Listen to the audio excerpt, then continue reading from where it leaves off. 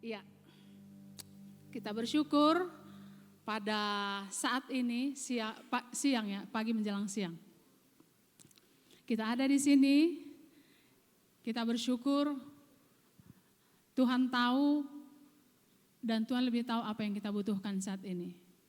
Walaupun mungkin kita tidak cerita, kita tidak ungkapkan, tapi Tuhan tahu, kita bersyukur punya Bapa yang baik. Dan saya percaya firman Tuhan pada hari ini akan membuat kita bersemangat, membuat kita bergairah, membuat kita bersyukur memiliki Bapa yang baik seperti Dia. Dia tahu yang kita mau. Ya, temanya yaitu hidup yang penuh buah roh. Hidup penuh buah roh. Dan ini juga yang menjadi kerinduan Bapa kita. Dia rindu kita dipenuhi oleh buah-buah roh. Kita akan melihat nanti apa-apa saja itu buah-buah roh. Jangan langsung ada di pikiran kita, oh ya pasti di Galatia. Jangan. Oh ya Tuhan, apa yang mau saya dengar, miliki seperti itu. Jangan langsung semua saya udah tahu. Tidak, tapi kita miliki suatu sikap hati, oh ya Tuhan mau bicara apa buat saya pada hari ini. Nah sehingga, itu tanah yang gembur, yang siap. Karena masih banyak mungkin firman Tuhan yang sama, tetapi itu bisa berbicara sesuai dengan kebutuhan kita saat ini. Nah jadi miliki iman seperti itu, miliki hati yang gembur, yang siap untuk ditaburi kebenaran firman Tuhan.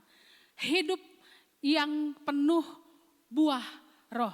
Saya mau bertanya, siapa rindu di sini yang hidupnya ingin dipenuhi oleh roh? Oh ada juga yang enggak ya. Ada yang gini setengah tiang, ada yang gini malu-malu. Kenapa sih harus malu-malu? Angkat tangan ya kan, saya rindu gitu. Nah oke, tapi saya percaya semuanya rindu. Cuman kadang-kadang, aduh mana mungkin ya. Nah ini kerinduan Bapa, jadi pasti Tuhan kasih. Oke, hidup penuh buah roh.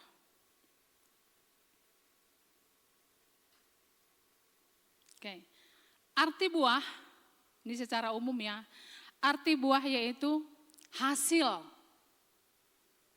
Hasil, dan buah itu kelihatan. Bisa kita nikmati sendiri dan juga orang lain. Jadi buah itu yang kelihatan. Nah, kalau bunga ini tak ada buahnya. Karena dia, bunga mati, tidak ada buahnya. Dia hanya ada daun dan bunga dan ranting-rantingnya. Nah, ini buah adalah hasil dan kelihatan dan bisa kita nikmati dan juga orang yang ada di sekitar kita. Itu otomatis. Jadi hidup yang penuh buah roh adalah berarti hidup yang memancarkan, yang memperlihatkan buah-buah roh. Nah, saya ulangi, hidup yang penuh buah roh adalah hidup yang memancarkan, memperlihatkan buah-buah roh. Berarti yang di sini kita yang berbuah atau roh yang berbuah melalui kita. Roh yang berbuah di dalam kita terpancar, jadi bukan buah kita. Roh yang berbuah melalui kita. Kenapa? Karena dia ada di dalam kita. Jadi buah roh Allah itu yang akan keluar, yang akan bersinar, yang akan kita perlihatkan dan kita nikmati buah-buah roh itu. Oke. Nah ini dia, benar ya apa yang dalam pikiran kita tadi ya, buah-buah roh itu. Dalam Galatia, kita baca bersama-sama. Galatia 5 ayat 22 sampai 23, 1, 2, 3 ya. Tetapi buah roh ialah kasih, kesabaran, kemurahan,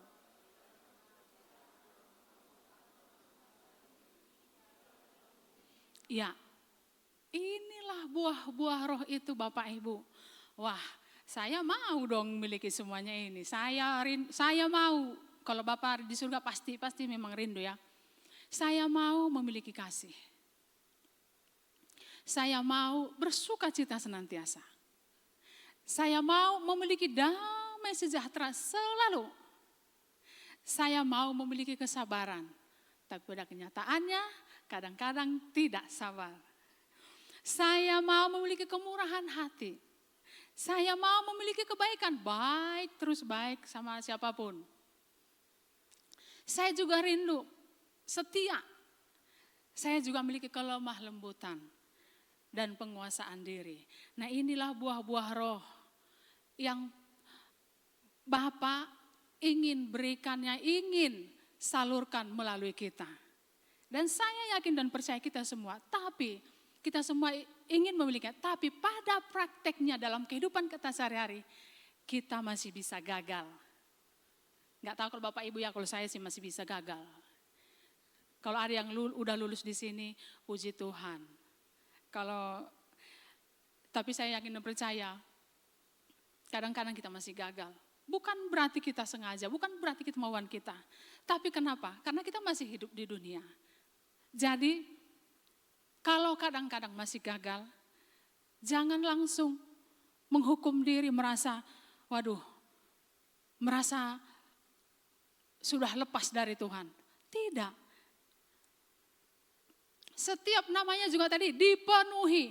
Jadi setiap hari kita diubahkan. Setiap hari diubahkan semakin indah di mata Tuhan. Jadi buah-buah roh ini, Bapak sangat-sangat senang. Sangat-sangat senang mengalirkannya, menyalurkannya bagi kita, anak-anak yang Dia kasihi. Kita akan melihat beberapa tokoh di dalam Alkitab ya. Saya mengambil tokoh-tokoh yang ada di dalam Alkitab. Kalau Yesus memang udah ya, ini kan Dia sendiri ya, pribadi Dia. Tokoh-tokoh Alkitab yang memiliki kasih, sukacita, damai sejahtera, kita akan melihat satu-satu ya. Maria dari Betania, saya bacakan di sini. Yohanes 12 ayat 3. Maka Maria mengambil setengah kati minyak narwastu murni yang mahal harganya, lalu meminyaki kaki Yesus dan menyekanya dengan rambutnya dan bau minyak semerbak di seluruh rumah itu. Maria dari Betania menunjukkan kasihnya yang tulus dengan memberikan minyak mahal kepada Yesus. Bapak Ibu Saudara kasih dalam nama Tuhan Yesus, Maria di sini mau memberikan ini, dia kenapa ya? Kenapa dia mau mengorbankan minyak ini yang sangat mahal ini? Kenapa dia mau? Karena dia sudah mengalami, menikmati kasih Yesus. Kalau enggak akan bisa mahal. Salah satu muridnya bilang, kenapa itu mahal? Kenapa? Nah, tapi Maria ini kenapa malah menyekanya pakai rambutnya? Kenapa?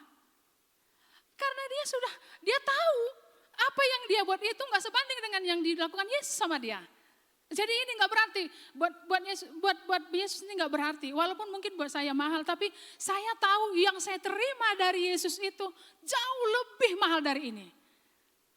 Inilah dasar atau fondasi sesuatu apapun yang kita lakukan.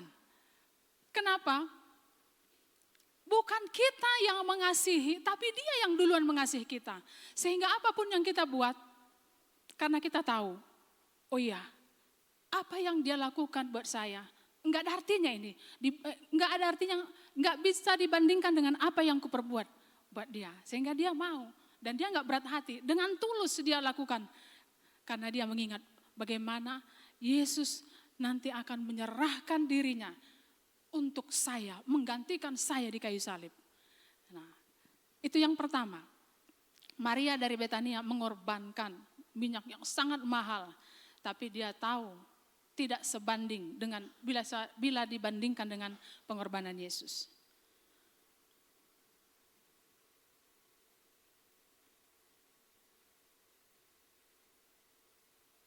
Oke, yang kedua, sukacita. Buah roh yang kedua adalah sukacita. Nah, ini contohnya Paulus ya, 2 Korintus 12 ayat 10. Karena itu aku senang. Aku senang dan rela dalam kelemahan, di dalam siksaan, di dalam kesukaran, di dalam penganiayaan dan kesesakan oleh karena Kristus. Sebab jika aku lemah, maka aku kuat. Wah, luar biasa ya. Paulus bilang, aku suka dalam kesengsaraan, aku suka dalam kesulitan, aku suka dalam kelemahan, aku suka dalam penderitaan. Siapa yang berani berkata seperti itu? Kenapa dia bicara seperti itu? Karena dia tahu, dia melihat latar belakang hidupnya, bagaimana hancurnya dia, bagaimana jahatnya dia. Tapi dia ditangkap dan dia dipakai untuk memberitakan Injil. Dia pikir, penderitaan yang kualami ini enggak sebanding dengan bagaimana Yesus menangkap saya. Dia bilang saya sekarang hambanya. Aduh, saya sebenarnya layak. Saya yang harusnya disalibkan. Tapi dia dipakai menjadi saluran berkat. Sama seperti kita Bapak Ibu. Kita dipakai Tuhan sebagai saluran berkat. Bukan berarti karena kita layak. Tapi karena dia yang melayakkan kita. Sehingga coba lihat. Waktu Paulus dipasung. Enggak, dia malah memuji Tuhan. Oh, ku menang bersama Yesus Tuhan. Kok menang dibilang diikat? Kaki boleh diikat, tapi hatinya menang. Jadi meskipun Paulus mengalami banyak penderitaan, tapi ia tetap bersuka cita. Ini yang Tuhan mau Bapak Ibu dalam hidup kita sehari-hari.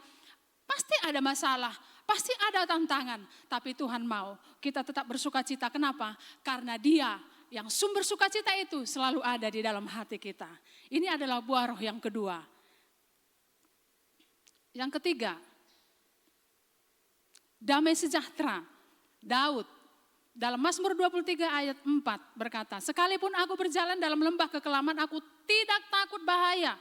Sebab engkau besertaku, gadamu dan tongkatmu itulah yang menghibur aku. Jadi sekalipun Daud berjalan dalam lembah, dia tidak takut karena dia percaya bahwa Tuhan menyertainya.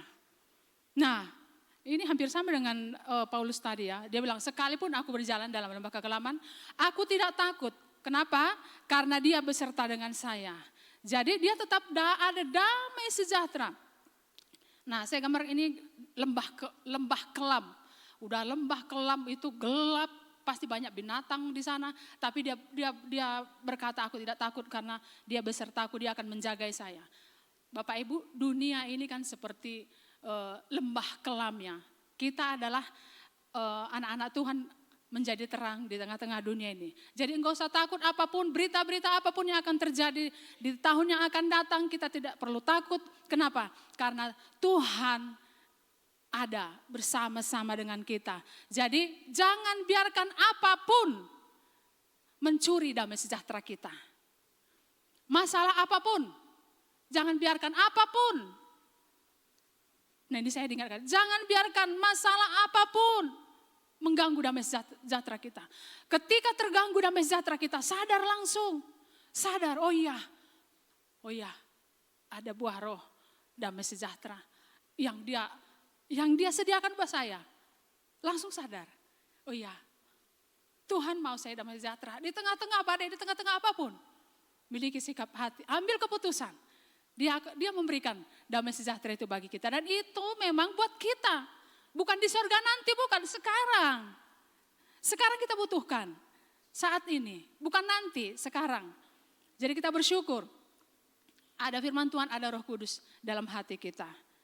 Selanjutnya, kemurahan.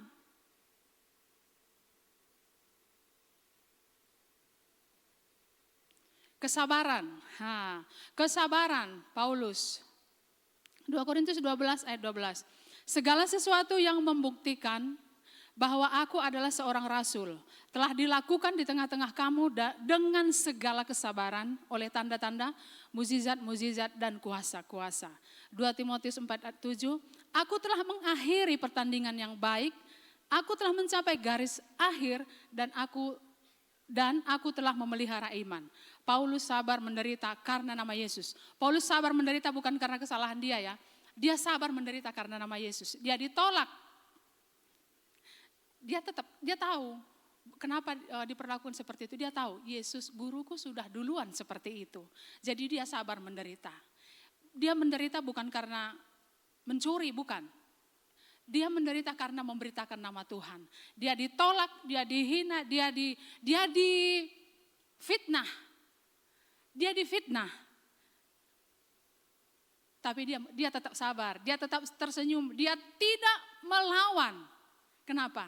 Karena dia tahu, oh ya, guruku juga dulu mengalami seperti itu, Yesus. Dan dia dengan rela menderita karena memberitakan Injil. Mungkin ada saat ini kita juga mengalami seperti itu karena nama Tuhan. Enggak apa-apa, kita bukan sendiri. Ada Bapak Paulus dulu mengalaminya seperti itu ya Bapak Ibu ya. Yang selanjutnya kemurahan. Nah Paulus lagi, kenapa banyak Paulus? Karena memang dia di dalam perjanjian baru dia lebih banyak menulis ya. Kemurahan. Kemurahan adalah sifat yang menunjukkan kesediaan untuk memberikan bantuan, pengampunan, atau kasih sayang kepada orang lain tanpa mengharapkan imbalan. Nah ini kemurahan ya. Jadi kemurahan itu bukan hanya memberikan secara barang atau materi, bukan. Tapi juga pengampunan, kesediaan mengampuni orang yang melukai hati kita. Tapi Bu Nurbaya itu sangat-sangat melukai hatiku. Tapi Tuhan Yesus sudah mengampuni kita. Masa kita tidak bisa mengampuni orang lain? Ya. Jadi kemurahan hati juga mau memberikan bantuan, pengampunan dan kasih sayang kepada orang lain tanpa mengharapkan imbalan. 2 Korintus 2 ayat 10, sebab barang siapa yang kamu ampuni kesalahannya, ini kata Paulus ya, aku mengampuninya juga. Sebab jika aku mengampuni seandainya ada yang harus kuampuni, maka hal itu kubuat oleh karena kamu di dalam Kristus. Ya jadi semuanya kita berbuat karena di dalam Kristus. Efesus 4 ayat 32. Tetapi hendaklah kamu ramah seorang terhadap yang lain, penuh kasih mesra dan saling mengampuni sebagaimana Allah di dalam Kristus telah mengampuni kamu. Ya, jadi mungkin ada yang memperlakukan kita tidak adil lah, atau ada yang mengkhianati kita lah, ada yang mengata-ngatai kita tidak benar lah. Udah terima pengampunan dari Tuhan, alami pengampunan dari Tuhan, maka nanti kita akan bisa mengampuni orang yang melukai atau yang mengkhianati kita. Ya, itu kuasa Tuhan yang bisa memampukan kita untuk mengampuni orang yang menyakiti hati kita. Itu kemurahan hati ya. Kebaikan.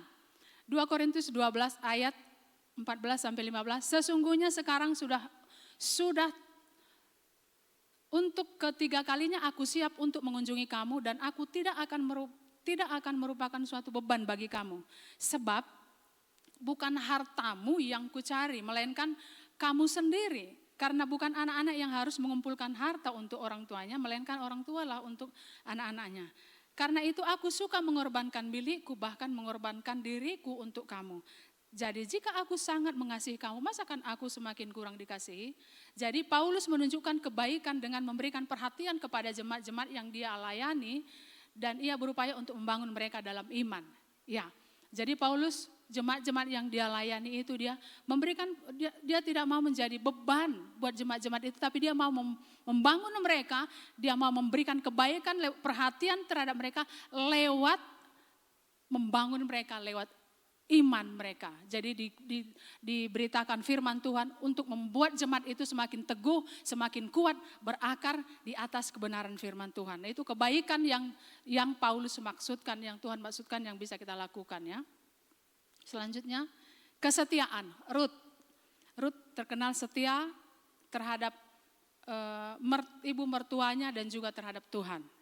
Di sini dikatakan, tetapi kata Rut, janganlah desak aku meninggalkan engkau. Nah dia bicara kepada ibu mertuanya.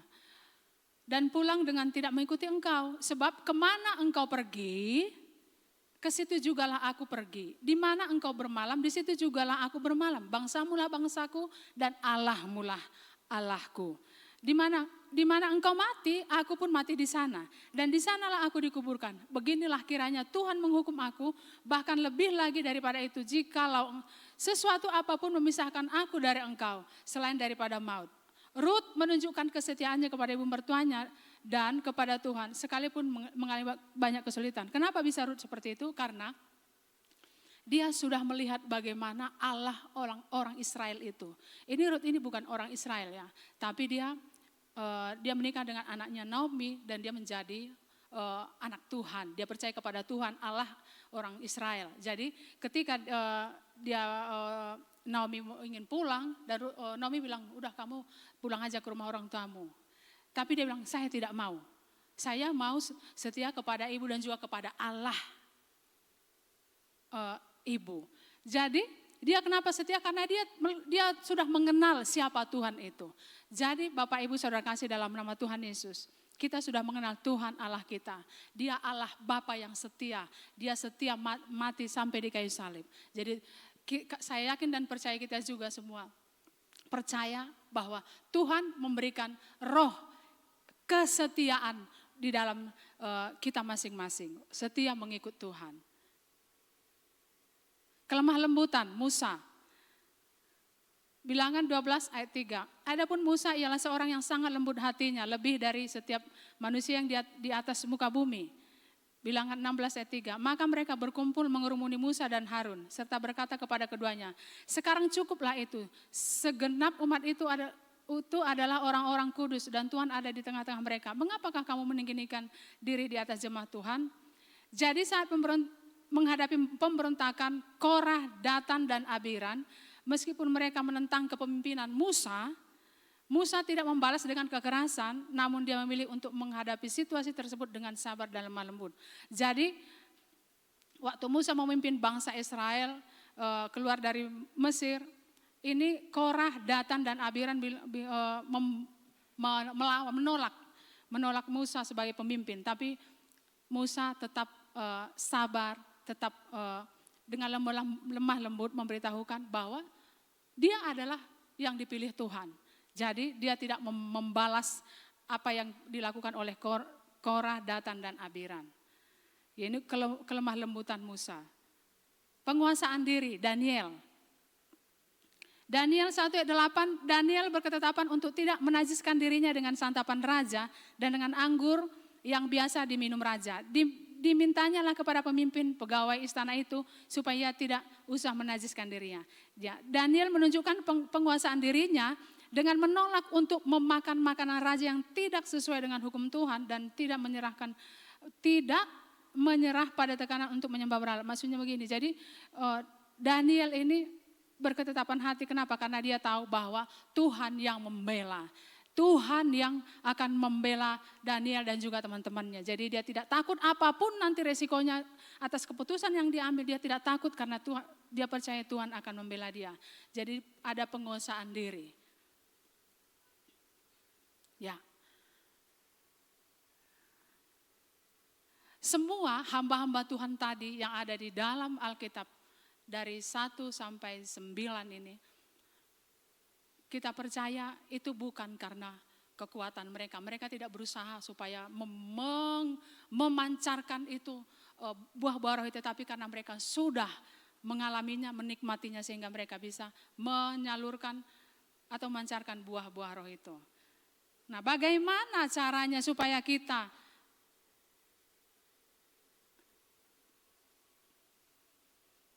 tolong diklik, minta tolong. Bagaimana caranya supaya kita belum? Oke, ini. Bagaimana agar kita penuh dengan buah roh? Yohanes 15 ayat 4. Tinggallah di dalam aku dan aku di dalam kamu. Sama seperti ranting tidak dapat berbuah dari dirinya sendiri, kalau ia tidak tinggal pada pokok anggur. Demikian juga kamu tidak berbuah jikalau kamu tidak tinggal di dalam aku. Kata Yesus. Bagaimana supaya kita dipenuhi oleh buah-buah roh tadi, yaitu dengan melekat pada pokok anggur, yaitu Yesus itu sendiri. Kita tahu bahwa Yesus ada di dalam diri kita. Ketika kita lahir baru, Yesus ada di dalam diri kita dan Dia mau kita tetap tinggal di dalam Dia. Itu yang akan membuat kita dipenuhi oleh buah-buah roh tadi. Melekat artinya menikmati Tuhan, bergantung sama Tuhan, selalu sadar akan kehadiran Tuhan. Nah, jadi melekat itu artinya kita bisa menikmati Dia, menikmati hubungan dengan Tuhan setiap saat di dalam semua kehidupan kita. Dalam setiap aspek hidup kita. Nah, itu artinya melekat. Dan bergantung sama Tuhan, kita menyadari bahwa kita tidak bisa berbuat apa-apa di luar dari Tuhan. Nah, itu melekat, itu tinggal di dalam Dia. Kita percaya bahwa hanya Tuhan yang bisa membuat kita melakukan apapun. Jadi dalam mengambil keputusan, dalam pergi kemanapun atau mengambil keputusan apapun, mari kita libatkan Tuhan. Kita tahu bahwa tanpa Tuhan kita akan selalu berbuat salah. Jadi Tuhan mau kita sadar akan Dia, bahwa Dia adalah sumber segalanya, sumber nutrisi, sumber segalanya dalam hidup kita. Nah, berarti apakah masih bisa gagal? Bisa. Kita kadang-kadang masih bisa gagal. Tetapi yang Tuhan mau, jangan fokus kepada buah. Aduh udah buahnya udah hilang. Bukan. Ketika kita gagal, contohnya ya, ketika kita kurang sabar terhadap anak kita kurang sabar, gitu. Langsung, jangan aku harus sabar. Bukan. Langsung sadar, oh ya Tuhan, Kaulah kesabaranku. Memang kita harus sabar, tapi kan dengan kekuatan kita nggak bisa. Kalau kita berusaha, makin tidak sabar. Kalau kita mau marah, aku nanti udah siap-siap nih, aku awas nanti ya. Kalau dia pulang nanti belum pulang harus. Nah, sebelum ketemu langsung sadar. Oh ya Tuhan, aku mau marah nih Tuhan, tolong aku. Pasti nggak jadi marah. Cuman kadang-kadang kan udah nggak sempat bilang seperti itu ya. Kalau udah terlanjur gimana dong? Oke, udah tinggal Tuhan terima kasih. Aku masih gagal Tuhan, aku tahu. Nah udah, mau bilang apa? Udah terlanjur ya kan? Saya pernah seperti itu Bapak Ibu, saya rencanakan mau marah. Saya rencana mau marah ya. Saya mau marah nanti sama Papa Kenny. Enak kali dia ya gini. Tapi masa direncanain marah?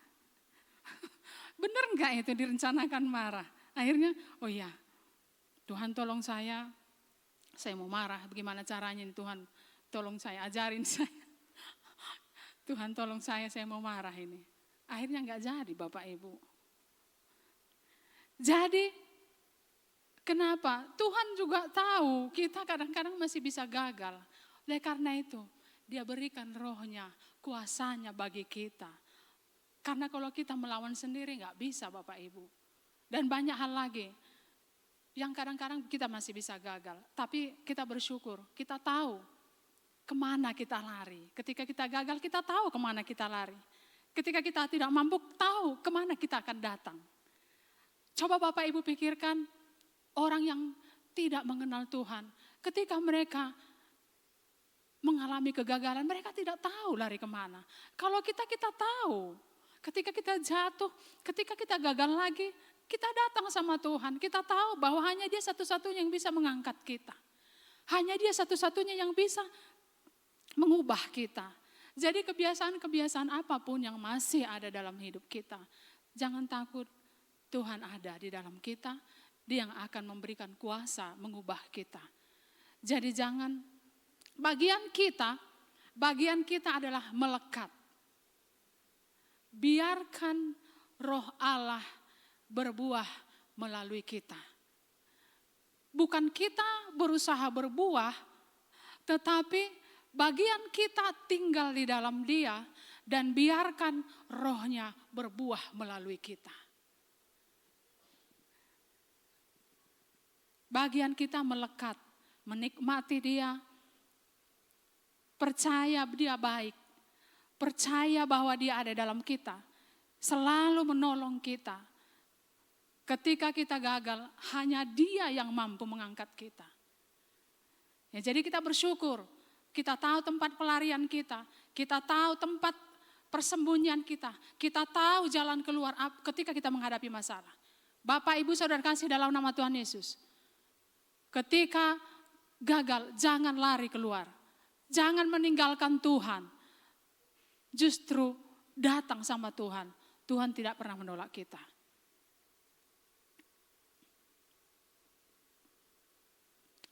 Jika kita tetap melekat pada pokok, yaitu Yesus, kita pasti berbuah banyak.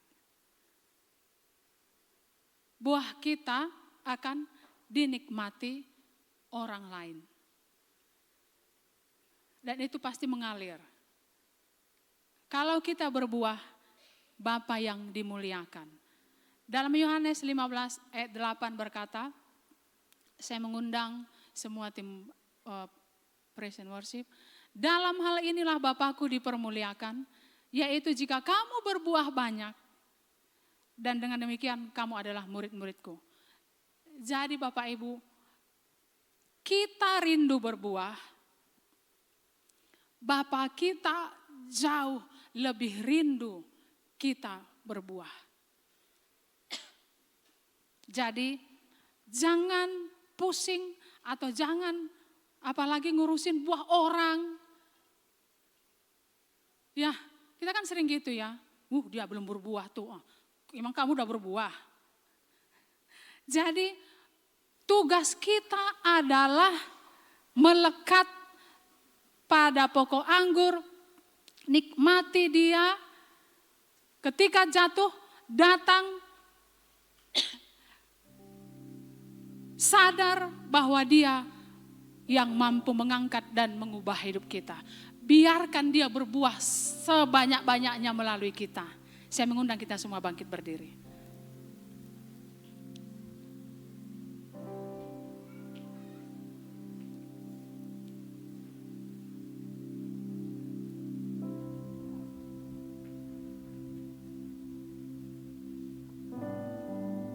Terima kasih Yesus.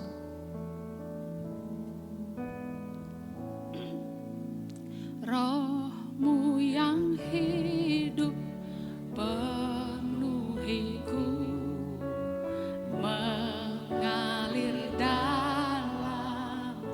Amin.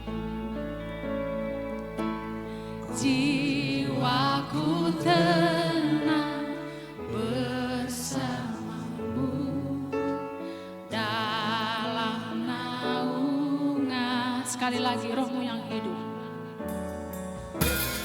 Roh-Mu yang hidup penuhiku, mengalir dalam jiwaku tenang.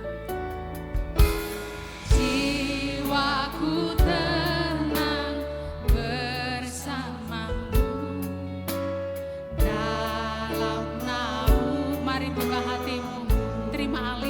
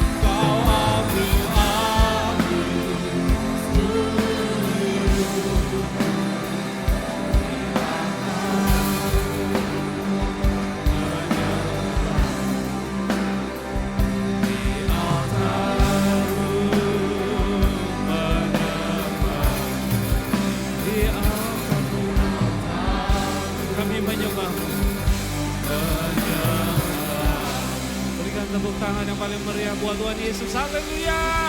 Haleluya. Haleluya. Haleluya. Terima kasih Tuhan. Kami datang di altar-Mu. Ini kami umat-Mu. Kami berikan hidup kami sebagai persembahan yang hidup Tuhan. Bekerjalah lewat hidup kami semua. Ubahlah hidup kami mau dipimpin oleh Roh, kami mau berbuah buat kemuliaan nama Tuhan. Karena Engkau adalah pokok anggur dan kami adalah ranting-rantingnya. Terima kasih Tuhan Yesus, Engkaulah kekuatan kami. Engkaulah sukacita kami, Engkaulah kesabaran kami, Engkaulah kemurahan kami, Engkaulah kesetiaan kami. Engkaulah yang memberikan kami penguasaan diri. Terima kasih Tuhan Yesus. Terima kasih untuk hamba-Mu Ibu Nurbaya yang telah menjadi saluran berkat. Tambahkan urapan bertambah-tambah dalam hidupnya. Hikmat Tuhan, sukacita Tuhan melimpah melalui hidupnya. Banyak orang diberkati, berkati keluarganya, seluruh masa depan keluarganya juga kami percaya Tuhan sudah jamin di dalam Engkau. Terima kasih Bapak di dalam nama Tuhan Yesus. Haleluya. Amin. Bapak Ibu silahkan duduk sebentar. Sebentar kita akan berdoa untuk pelayanan ya. Bapak Tarigan dan Ibu, ya, Bapak Gembala dan Ibu ini akan melayani ya ke Kupang dan bersama dengan Pak Sitorus dan Ibu juga. Udah 4 orang, tambah 2 lagi dari Jakarta, Lasma 1 lagi. Berarti dari jemaat kita ada 5 orang. Dan 2 lagi Pak Gregory dan Ibu Helen Ongko. Mereka semua akan melayani di TK kita di Kupang, lalu melanjut lagi ke Atambua ya. Jadi ini adalah sebuah buah dari iman, dari pekerjaan Roh Kudus dalam kita. Nah Bapak Ibu yang dikasih Tuhan, saya ingin sambung sedikit ya. Gereja kita namanya ini GBI Sukacita, salah satu buah roh ya. Coba Bapak Ibu pikirkan satu kebaikan Tuhan supaya muka saudara sukacita pagi hari ini ya. Coba ya, kalau saya minta saudara mengingat satu yang sedih, satu hal yang menyedihkan, tadi saudara mukanya asem semua hari ini ya. Tapi bisa gak saudara ingat satu kebaikan Tuhan hari ini? Minggu yang lalu Tuhan begitu baik pada kita, amin. Hari ini Tuhan masih baik sama kita semua, selamanya Dia baik buat kita semua. Biarlah wajah saudara wajah yang sukacita, amin. Nah tadi makasih ya Ibu Nurbaya, ada satu ayat yang bunyi ya, ranting tidak bisa berbuah dari dirinya sendiri. Saya mau sharing sedikit nih, stealing 3 menit gak apa-apa ya. Tadi ada yang lewat satu firman mengingatkan gini. Tadi katakan melekat, Yesus berkata, di luar aku kamu tidak bisa berbuah apa-apa. Ranting tidak bisa berbuah dari dirinya sendiri. Lalu Yesus bilang, akulah pokok, kamulah rantingnya. Ini identitas saudara bukan untuk diupayakan. Ini sebuah status bagi sebuah yang percaya pada Yesus. Saya mau tanya, siapa yang percaya pada Dia, Dialah Tuhan Juru Selamat. Yesus tegaskan saudara ranting. Ranting menempel pada pohon. Jadi kita tidak membangun hubungan dengan Tuhan. Saudara sudah bersatu dengan Dia, yang berarti katakan amin. Jadi saya minta ya, mulai sekarang kita pakai bahasa yang benar. Jangan katakan membangun hubungan. Tidak ada di Alkitab disuruh membangun hubungan. Dia yang datang menyelamatkan saudara, Dia tinggal di dalam kita. Kalau bilang baca Alkitab, bilang membaca Alkitab. Setuju? Berdoa, berdoa. Berbahasa roh, berbahasa roh. Merenungkan firman, merenungkan firman. Itu bukan membangun hubungan karena Dia sudah tinggal di dalam kita. Tadi katakan ingat kehadiran Dia. Anak-anak muda dalam ketika saudara pacaran, ingat Dia ada di tempat kosmu. Dia ada menyertai kau saudara waktu kita stres, waktu kita takut, waktu kita tegang, dalam rapat, dalam apapun. Kalau saudara ingat kehadiran Dia, tidak mungkin saudara marah-marah, tidak mungkin saudara ya. Saya mau kasih lihat dunia ya, biar saudara lihat sedikit. Ini cerminan. Ini khotbah kedua, gak apa-apa dah. Galatia 5 ayat 19 bilang gini, boleh tampilin gak? Galatia 5 ayat 19 bilang gini, perbuatan daging telah nyata. Ini negara yang sangat agamawi. Indonesia itu ketuhanan yang Maha Esa itu sila pertama. Semua orang di sini menghargai agama. Tapi coba lihat. Perbuatan daging telah nyata. Negara kita banyak gak percabulan? Banyak? Ya agama gak solve itu saudara. Kecemaran? Hawa nafsu? Waduh 11 triliun. Berapa kemarin? 11 triliun ditumpukin duit itu hawa nafsu. Gila-gilaan di negeri ini ya. Pemimpin yang kita anggap saleh, membangun rumah ibadah ternyata juga enggak beda jauh dari sini. Ya, saya nggak usah sebut namanya, saudara tahu. Next, banyak nggak orang yang menyembah uang di sini? Ayat berikut, ayat 20. Ayat 20, minta tolong. Nah, penyembahan berhala, banyak orang menyembah uang di Indonesia. Waduh, apalagi? Santet ada nggak? Waduh, demi jabatan ya. Berantem, berselisih, hari-hari kita lihat ya. Terus apa lagi? Hidup yang cemar, apalagi? Berselisih, iri hati, amarah, kepentingan diri sendiri, ini semua isinya dunia nih saudara. Dan saya percaya kita semua kemana anak-anak Tuhan pergi justru membawa hal yang sebaliknya dari ini. Kemana kita pergi ada damai di sana, ada pengharapan, ada sukacita, ada blessing, orang diberkati oleh hidup saudara. Amin. Makanya di luar Yesus nggak mungkin. Kenapa? Karena Yesus berikan hidupnya buat kita. Tidak ada kasih kita yang bisa seperti tadi ya, buah bukan dari kita, tapi karena karya Yesus yang harus kita ingat. Jadi bagaimana kita tadi melekat? Kalau menurut saya kita pakai bahasa yang normal aja ya. Saudara, ketika kita baca firman, kita mengingat janji Tuhan. Kita mengingat kebaikan Dia. That's why we read the Bible every day. Amin. Kita bukan membangun hubungan. Kita udah bersatu dengan Dia. Tapi kalau saudara nggak baca firman ya, yang saudara ingat adalah tagihan-tagihan di sini. Laporan dokter, waduh merah semua. Tapi hari ini engkau punya janji firman Tuhan dalam hidupmu. Amin. Siapa yang mau baca firman Tuhan setiap hari? Simpel aja. Nyanyi lagu rohani membangun iman kita gak? Membuat kita ingat gak akan kehadiran Dia? Lagu nyanyikan itu. Berdoa, tandanya kita bergantung sama Tuhan tadi ya. Mengingat. That's why saya kalau sebelum rapat di sini, kita kalau rapat di kampus ini, saya harap saudara juga di tempat kerja berdoa dulu. Minta pimpinan Tuhan. Amin.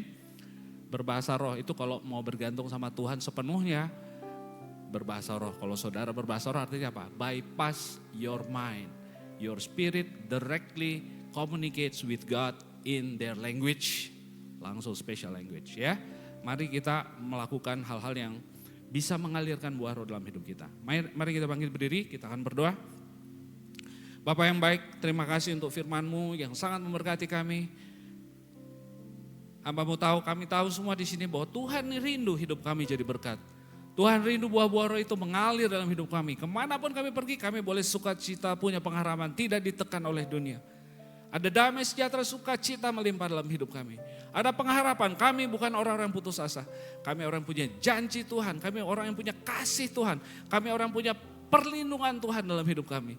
Terima kasih Tuhan Yesus, biar sebentar kami pulang dengan berkat Tuhan. Kami pulang sebagai orang-orang yang menang. Kami pulang sebagai orang-orang yang membawa sukacita. Kami pulang sebagai orang-orang yang membawa damai kemanapun kami pergi. Terima kasih Tuhan, aku berdoa untuk hamba-Mu, Bapak Gembala dan Ibu, Pak Sitorus dan Ibu Lasma yang akan berangkat, urapan Tuhan menyertai mereka. Perjalanan mereka berhasil dan beruntung. Sekolah-sekolah di Kupang maju di dalam nama Yesus. Banyak jiwa-jiwa dimenangkan. Ini bukan sekedar pelayanan biasa, tapi ada urapan Tuhan menyertai. Di dalam nama Yesus berkembang, bertumbuh dan banyak jiwa dimenangkan di sana. Terima kasih Tuhan Yesus. Berkati Bapak Gregory dan Ibu Helen Ongko yang menyertai. Engkau cukupkan, berikan kesehatan semua. Kami berdoa untuk setiap pemerintah kami Tuhan, biarlah Tuhan berkuasa di negeri kami, tahu ada kuasa Tuhan di negeri ini. Kami tolak segala roh korupsi, roh yang menyelewengkan hukum. Di dalam nama Tuhan Yesus kami usir dari negeri ini. Kami berdoa biar roh yang takut akan Tuhan turun atas setiap orang-orang yang Tuhan percayakan menjalankan bangsa ini. Tuhan, kami melihat kami tidak mau bangsa ini digerogoti dan hancur. Tapi kami percaya ada Tuhan Yesus sumber terang itu. Kami berdoa untuk setiap anak-anak Tuhan agar bisa memancarkan terang Kristus. Entah mereka pejabat, entah mereka pengusaha, entah mereka cendekiawan, apapun yang kami lakukan, kami boleh berdiri sebagai terang Kristus. Aku berdoa Tuhan Yesus untuk jemaat-Mu di tempat ini. Aku berdoa untuk setiap orang yang bekerja, untuk setiap orang tua di sini. Turunlah berkat dari Tuhan. Apa yang kami lakukan berhasil. Kami naik, kami bukan turun. Kami menjadi kepala, kami bukan menjadi ekor. Kami pemenang di dalam Tuhan. Aku berdoa untuk setiap jemaat Tuhan yang sakit. Kami percaya janji firman Tuhan, oleh bilur kami semua sudah disembuhkan. Terimalah kesembuhan dari surga. Terimalah pemulihan dari surga. Engkau sudah sembuh, katakan amin. Kami terima kesembuhan Tuhan Yesus. Buat anak-anak yang perlu terobosan, mungkin ada masalah di rumah tangga mereka, ada masalah dalam hubungan, ada masalah di dalam usaha dan keluarga mereka. Di dalam nama Tuhan Yesus, turunlah pertolongan Tuhan, perlindungan Tuhan, hikmat Tuhan menuntun kami semua. Aku berdoa untuk setiap anak-anak muda yang studi, buatlah mereka semua berhasil, penuh hikmat Tuhan, cerdas, berhasil, punya pendidikan yang tinggi, dan mereka semua boleh jadi berkat di tengah bangsa ini. Turunkan hati yang takut akan Tuhan bagi anak-anak muda kami Tuhan. Biar mereka semua menghormati Tuhan. Dalam setiap tingkah laku mereka tidak berjalan sendiri. Tapi ada Tuhan yang menuntun, membawa mereka dengan percaya janji Tuhan. Damai sejahtera terjadi dalam hidup mereka. Terima kasih Tuhan Yesus. Kami berdoa untuk anak-anak kami, berkat-Mu juga atas mereka semua. Sebentar kami pulang, kami mau terima berkat dari Tuhan. Angkatlah tangan-Mu, lihatlah Bapa mengasihi-Mu. Lihatlah Bapa mengasihi-Mu seperti biji matanya. Tuhan memberkati-Mu, Tuhan melindungi setiap langkah-Mu. Dia menyenari kita dengan wajah-Nya, memberikan kita anugerah, unmerited favor. Pertolongan yang tidak pantas kita terima, kemurahan-Nya berlimpah atas hidup-Mu. Dia menghadapkan wajahnya kepada kita, memberikan kita shalom, memberikan kita damai sejahtera. Anugerah dari Allah Bapa, kasih kuasa pertolongan Tuhan Yesus, dan sukacita damai sejahtera hikmat Roh Kudus menyertai engkau dari sekarang sampai Dia menjemput kita kembali. Yang percaya katakan amin. Selamat hari Minggu, Tuhan Yesus memberkati.